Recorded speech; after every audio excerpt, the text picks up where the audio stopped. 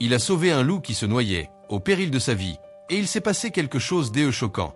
John était un jeune forestier qui a consacré sa vie à la protection de la nature. Il a grandi dans une petite ville française, Saint-Michel, où la forêt fait partie de la vie quotidienne. Depuis son enfance, son cœur bat plus fort pour la faune et la flore, reflet de son âme douce et courageuse. John a toujours rêvé de travailler dans un environnement où il pourrait s'occuper des animaux et préserver la nature. Son amour pour les animaux transparaissait dans chacun de ses gestes et il était connu pour son dévouement inlassable. En cette matinée mélancolique, le ciel gris reflétait le cœur lourd de John. Il s'inquiétait de la présence éventuelle de braconniers dans la région, une menace constante pour la faune qu'il aimait tant.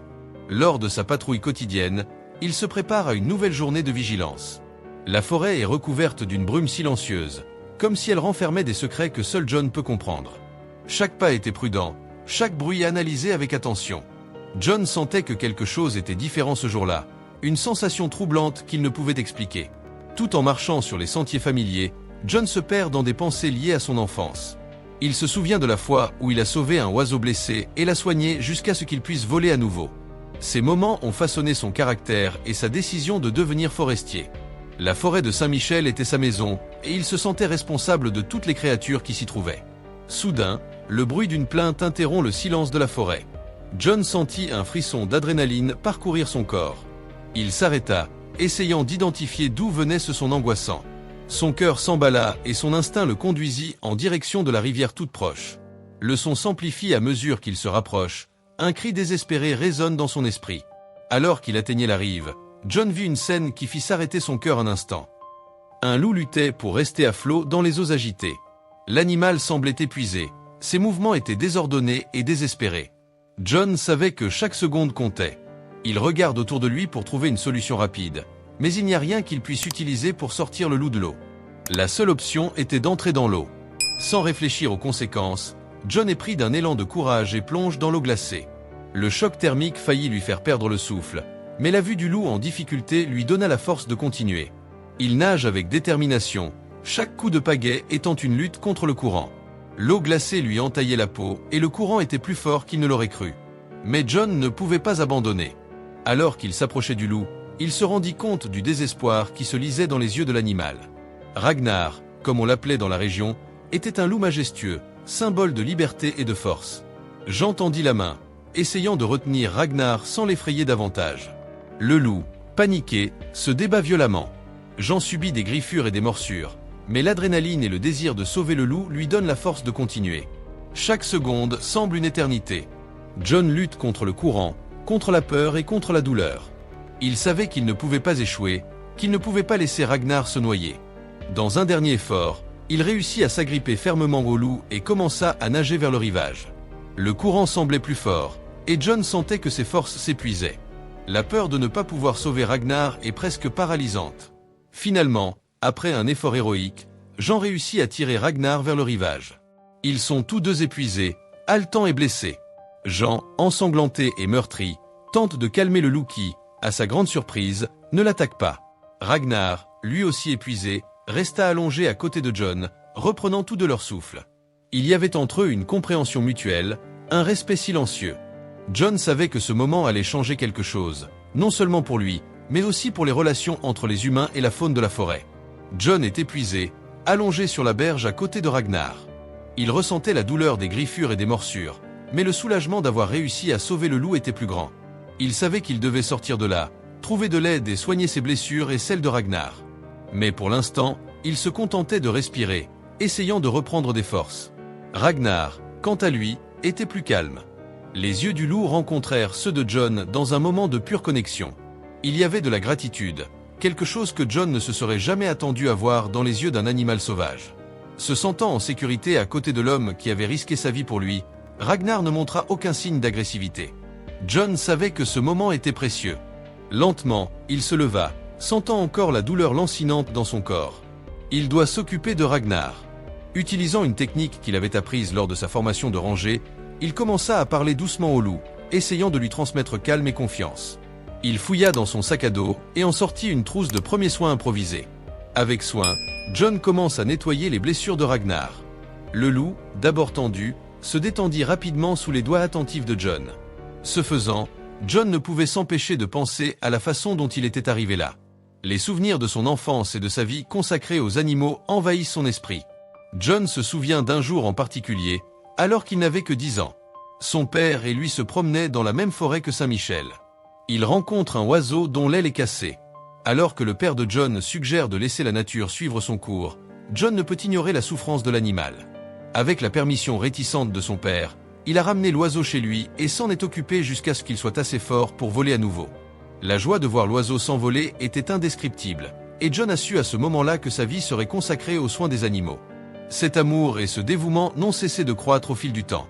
John a participé à divers projets de conservation et de sauvetage d'animaux sauvages. Chaque succès et chaque échec ont façonné son caractère, faisant de lui l'homme qu'il est aujourd'hui. Aujourd'hui, aux côtés de Ragnar, il a le sentiment que tous les défis et l'apprentissage l'ont préparé à ce moment. Tout en s'occupant de Ragnar, John se souvient d'un autre événement remarquable. Au cours de ses premières années en tant que garde forestier, il a été appelé pour aider à sauver un cerf qui avait été piégé par des chasseurs illégaux. John et son équipe ont réussi à libérer le cerf, mais l'animal était gravement blessé.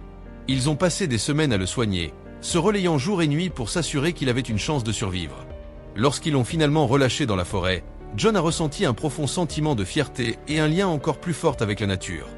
De retour dans le présent, John continue de s'occuper de Ragnar. Chaque contact, chaque mot chuchoté lui rappelle son dévouement et le respect qu'il a pour tous les êtres vivants. Il savait que Ragnar pourrait très bien être le symbole de sa mission. Un rappel que la compassion et le courage sont essentiels à la coexistence des humains et des animaux sauvages. Au bout d'un moment, John s'est rendu compte qu'il devait se lever et chercher de l'aide. Il savait qu'il ne pourrait pas porter Ragnar seul sur une longue distance. Il souleva le loup avec précaution, en faisant de son mieux pour ne pas le faire souffrir davantage. Ragnar, encore faible, essaya de se lever, mais ses jambes tremblaient de fatigue. Jean décida alors d'improviser un brancard avec des branches et son manteau, et d'y placer Ragnar. Il commença à tirer la civière improvisée vers la route, où il espérait trouver de l'aide. Tout en marchant, John continuait à parler doucement à Ragnar, lui racontant des histoires sur son enfance et sur les animaux qu'il avait sauvés au fil des ans. C'était comme s'il parlait à un ami de longue date plutôt qu'à un loup sauvage. Ce lien particulier a donné à John la force dont il avait besoin pour continuer, même si son corps réclamait du repos. Enfin, après ce qui lui a semblé être une éternité, John a aperçu la route. Dans un ultime effort, il réussit à se mettre sur le côté de la route et à faire signe à une voiture qui passait. Le conducteur, un homme aimable appelé Pierre, s'est rapidement arrêté et a aidé John à installer Ragnar à l'arrière du véhicule. Ils se sont ensuite rendus rapidement à la clinique vétérinaire la plus proche, où John savait que Ragnar recevrait les soins nécessaires. John, maintenant assis sur le siège passager, ressent une vague de soulagement mêlé de fatigue. Il savait que la bataille était loin d'être terminée, mais au moins Ragnar était en sécurité pour le moment. Et en regardant le loup endormi sur la banquette arrière, il espérait profondément qu'ensemble, ils pourraient surmonter n'importe quel défi. Jean et Pierre arrivent bientôt à la clinique vétérinaire la plus proche. Le vétérinaire de garde, le docteur Laurent, est connu pour ses compétences en matière de traitement des animaux sauvages. En voyant l'état de Ragnar, il a immédiatement placé le loup sur une civière et l'a emmené dans la salle de soins. Jean, sentant l'épuisement le rattraper, se laisse tomber dans un fauteuil de la salle d'attente. Son corps lui fait mal, mais son esprit est concentré sur Ragnar. Les heures passent lentement. John avait du mal à tenir en place, faisant les 100 pas dans la salle d'attente. Chaque minute lui semble une éternité. Enfin, le docteur Laurent sort de la salle de soins, l'air grave mais plein d'espoir. Son état est stable, a déclaré le médecin. Les blessures sont graves, mais avec des soins et du temps, il devrait s'en remettre. John sent une vague de soulagement parcourir son corps. Il remercie encore et encore le docteur Laurent, sachant que Ragnar est entre de bonnes mains. Cependant, son travail n'est pas encore terminé. John a décidé de passer la nuit à la clinique pour s'assurer que Ragnar avait tout ce dont il avait besoin. Pendant que Ragnar se reposait, John s'est assis à côté de la cage où se trouvait le loup. Il observe la respiration lente et régulière de l'animal et ressent un lien profond et inexplicable. Chaque respiration de Ragnar était une victoire, un rappel qu'il avait surmonté ensemble un immense défi. Au milieu de la nuit, John s'endormit dans le fauteuil à côté de Ragnar. Il rêva de souvenirs d'enfance mêlés à des événements récents. Il rêva de l'oiseau qu'il avait sauvé, du cerf qu'il avait secouru, et maintenant de Ragnar, le loup qu'il avait sorti des eaux traîtresses. Le lendemain matin, John est réveillé par le doux son de quelqu'un qui lui tape sur l'épaule. C'était le docteur Laurent, le sourire aux lèvres. « Il réagit bien, dit le médecin. Vous avez fait un travail incroyable, John. Il a de bonnes chances de se rétablir complètement. Jo n'éprouve un profond sentiment de gratitude. Il savait que la route était encore longue, mais chaque petite victoire était un pas dans la bonne direction. Les jours suivants, John a passé le plus de temps possible à la clinique pour aider à soigner Ragnar. Ils ont mis en place une routine. John nettoyait les blessures du loup, lui parlait doucement et guettait le moindre signe d'amélioration. Petit à petit, Ragnar a commencé à réagir davantage. Ses yeux se rallument et il essaie même de se lever à quelques reprises, bien qu'il soit encore faible. John savait que Ragnar se battait, comme il s'était battu dans la rivière. La détermination du loup reflétait la sienne. Enfin, après des semaines de soins intensifs, le docteur Laurent a annoncé à John la nouvelle qui l'attendait. Il est prêt à retourner à l'état sauvage, a déclaré le médecin. Mais il aura besoin d'un suivi. Il est encore fragile et il lui faudra du temps pour se réadapter. John était à la fois soulagé et inquiet. Il savait que Ragnar avait sa place dans la forêt, mais il savait aussi que le loup avait encore besoin d'aide. Il décida d'accompagner Ragnar lors de son retour dans la forêt, afin de s'assurer qu'il puisse se réadapter en toute sécurité. Le jour de sa libération, John et le docteur Laurent ont emmené Ragnar dans un endroit isolé de la forêt de Saint-Michel. Ragnar était visiblement plus fort, mais il lui restait encore du chemin à parcourir. Jean a ouvert la porte de la cage et a regardé Ragnar faire ses premiers pas hésitants. Le loup regarda Jean une dernière fois, un regard plein de sens. Puis, avec un doux hurlement, Ragnar disparut dans les arbres. Jean resta immobile, observant jusqu'à ce qu'il ne puisse plus voir Ragnar. Il ressentit un mélange de fierté et de tristesse, mais surtout d'espoir. Il savait que Ragnar était là où il devait être, libre et sauvage, mais avec un allié humain toujours prêt à l'aider. John reprit sa routine de garde forestier, mais avec une nouvelle perspective. Chaque jour passé dans la forêt est l'occasion de faire la différence, de protéger et de soigner les êtres qui l'habitent. Et chaque fois qu'il entendait un hurlement au loin, il se souvenait de Ragnar et du lien spécial qu'il avait formé. Les jours qui ont suivi la libération de Ragnar ont été riches en réflexions pour John. Chaque coin de la forêt de Saint-Michel semblait faire écho aux souvenirs des défis et des triomphes que Ragnar et lui avaient partagés. Le lien spécial qu'il avait tissé est resté vivant dans le cœur de John, influençant chacun de ses pas dans sa mission de protection de la nature. Le retour à sa routine de garde forestier lui a donné un sentiment de normalité, mais avec un objectif renouvelé. John estime que sa mission est encore plus importante. Il savait que chaque animal de la forêt avait sa propre histoire, pleine de lutte et de survie, et qu'il pouvait faire la différence dans beaucoup d'entre elles. L'expérience avec Ragnar a permis à John de tirer de précieuses leçons. Il a appris le pouvoir de la compassion et du courage, et comment ces valeurs peuvent transcender les barrières entre les espèces. Le courage dont il a fait preuve en sauvant Ragnar n'était pas seulement un acte d'héroïsme, mais une expression d'amour pour la faune. Chaque fois qu'il se souvient du regard de Ragnar, un regard plein de gratitude et de respect, il se sent inspiré pour poursuivre son voyage. John a également compris l'importance de la résilience. Ragnar, même après avoir été confronté à un danger mortel, a trouvé la force de se rétablir et de retourner à l'état sauvage. Cette résilience est le reflet de l'esprit indomptable que John a perçu en lui-même. Il savait que, quels que soient les défis auxquels il était confronté, il avait la capacité de les surmonter avec détermination et attention. De plus, John a commencé à voir la forêt d'une manière différente. Chaque arbre, chaque rivière, chaque animal faisait partie d'un écosystème délicat et interconnecté. La survie de Ragnar a renforcé l'importance de préserver cet équilibre. John a redoublé d'efforts pour lutter contre le braconnage et protéger les habitats des animaux. Il a organisé des campagnes de sensibilisation, impliquant la communauté locale et l'encourageant à valoriser et à protéger la faune et la flore de la région.